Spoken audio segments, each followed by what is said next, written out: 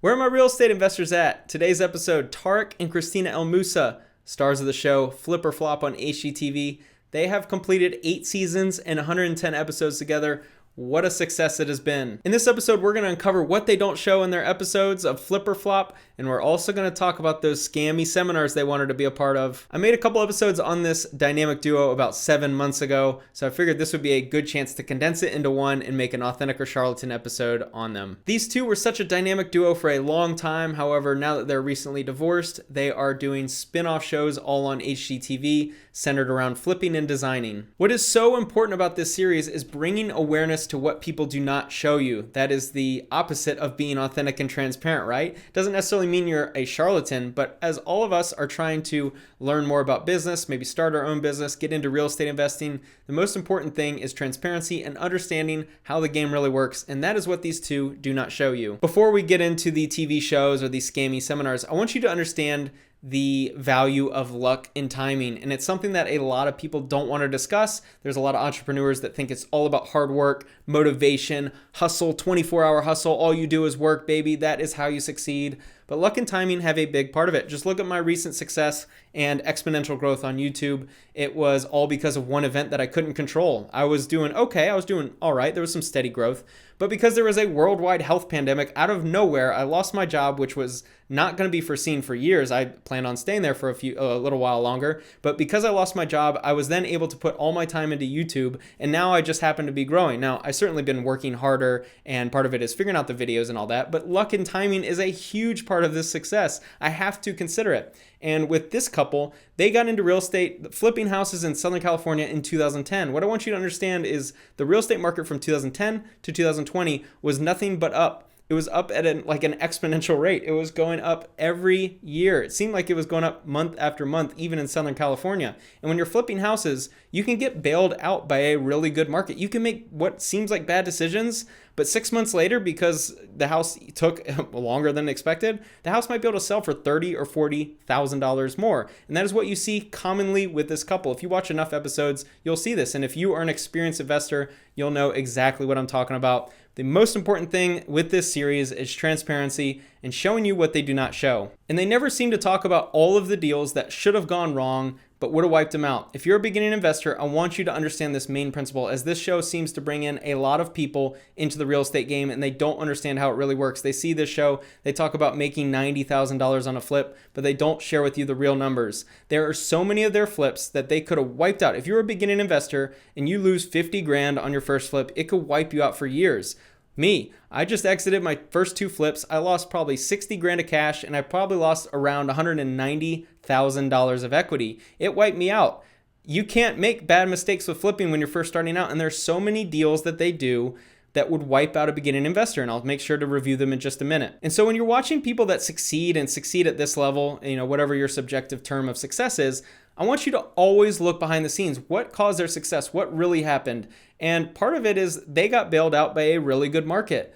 They made a lot of really risky moves when they first started. When they got on the show, when the TV show accepted the application from Tarek, they had yet to flip a house. Not one house. They had yet to flip a house. So when you talk about luck and timing, they did not flip one house, and they were put on a TV show about house flipping. Absolutely, man. I just had this crazy idea back in 2010. I actually pitched the TV show before I ever flipped a house. Hi, my name is Tarek el-Moussa. And I'm Christina el-Moussa. We're professional real estate agents. We've been specializing in luxury real estate in Southern California. Beginning of my first ever flip, it was spring 2010. And I was like, man, if I can learn how to flip houses and do it on TV, I think we have something. So luck and timing. They were just the right people at the right time, and they definitely deserve it. I mean, they've done really, really well. This is not to take away anything from their success, but to think that it's all just hard work or that because they're excellent house flippers. Understand, at the beginning, they had a huge break go their way, and that's how a lot of people when they start having success. Same with me. These deal reviews are for beginning real estate investors to better understand all of the costs associated with flipping houses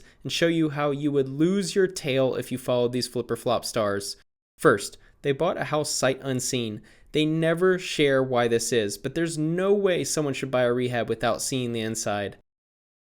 Rehab costs can double in an instant if there are structural issues or unknown interior issues like poor plumbing or anything not up to code that would require extensive work. They purchased the house for $900,000 with an expected rehab budget of $100,000.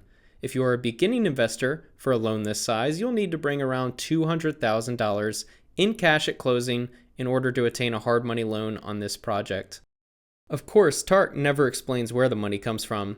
If the ARV of the property is $1.2 million, then they're all in at 83.3%, which is really high, especially for a property that they haven't really seen. That is a dangerous level if you're a newbie. Tarek's budget for rehab was 45% of what it actually is. If you're a beginner and you miss the rehab budget this much, you will lose all of your money. I guarantee it. This project took them 5 months to complete. Add an additional 30 days to find a buyer and close, and the total length of time is 6 months. If a beginning investor was paying 12% interest on a hard money loan, which is the expected amount, then their monthly cost on a $720,000 loan would be $7,200.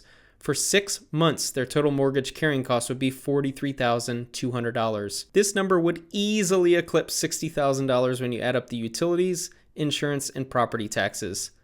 They bought the property thinking it will sell for $1.2 to $1.3 million. They list for sale at $1.4 million. They say they're into the deal at $1.81 million without any mention of the ancillary costs. If this house sold for $1.2 million, which can happen and will happen when you flip houses, a beginning investor would have lost $100,000 easily in this deal. I thought about analyzing other deals they completed, but most of them I saw on YouTube share the same pattern and would be redundant. They overpurchase a property, spend more on rehab than they anticipated, they don't have any holding costs somehow, they don't share any of the other costs that go into flipping houses, and then they magically sell the house for more than they anticipated. And they get bailed out by the market, which was my point earlier. Why do you think they turned to teaching and education as the market started receiving some turmoil? In October of 2019, the FTC came after Zurich's LLC, and what this company did is they hosted these seminars. These seminars are so prevalent in a lot of different industries. A lot of it is revolving around making money because of the way they can promote it and sell it. And what essentially happens is they find celebrities, and there's no better celebrity than Tarek and Christina to teach house flipping. They're on this uber popular TV show. What better way to say, hey, you can come learn how to house flip just like these two TV stars? Well, what happens is they get paid a certain amount of money that isn't shown, and they let these companies use their likeness, their images, they get on the advertising, and basically they promote people to come to these free events, so they get them in the funnel, and then lo and behold, these two stars aren't even there. And what guests find themselves doing is they attend this free seminar where they think they're going to learn how to flip houses like Tarek and Christina el-moussa, but they show up and then it's just an infinite upsell. They have the free seminar where they learn very little. And by the way, when you guys talk about these seminars, I could care less about how much you think you learn. You learn almost nothing applicable, and you cannot go out and start flipping houses following these free weekend seminars. So they upsell you into the 3-day package where there might be some value. I've never been to the 3-day seminar, but for $2,000, but all the reviews I've read online, it's very minimal practical knowledge.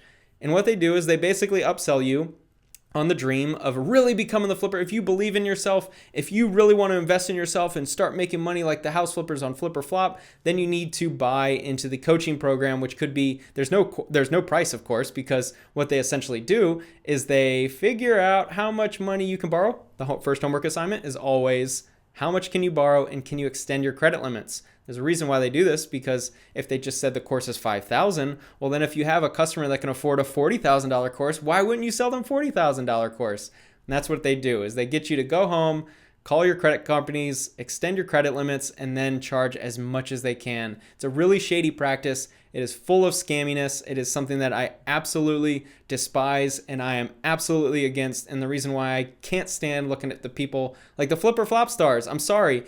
When you have the success that you've had, you're in the spotlight, you have as many opportunities as you have, you always have to vet them. And I absolutely have a hard time believing that they had no idea what went on at these seminars. To this day, they still say they believe in what they teach. I can't really believe this at all. I think the dinero was too much. And this is what happens when you have some people that get greedy. And I don't mean to label them because I don't know them, but they make all this money house flipping. They were making something like $14,000 an episode on the Flip or Flop show. So if you do the math, over 110 episodes, they're making millions just from the show itself. Got the flip money. They were completely fine with money. Fancy cars, beautiful houses in Southern California. They are fine on money. But yet they still seem to attach themselves to this scammy product. And why do they do that? The only answer is that they want more money. There's never enough money. That's the problem. You can never get enough money to these types of people. On Market Watch, we are going to analyze Legacy Education Alliance, Inc. This is the overarching education program that runs a lot of these seminars. We're going to scroll down. There's a few mentions of Rich Dad Operating Company, LLC.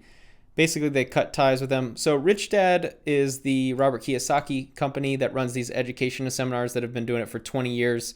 And basically, they understand the formula. All these companies run the exact same formula for how to get people to spend the most amount of money at these seminars. They all run the exact same funnel, which I thought was interesting that we see Rich Dad Operating Company in the recent development section. The most important thing I want you to see with this document is the results of operations. We get to see some financial results because this is a public company. So these numbers are in thousands.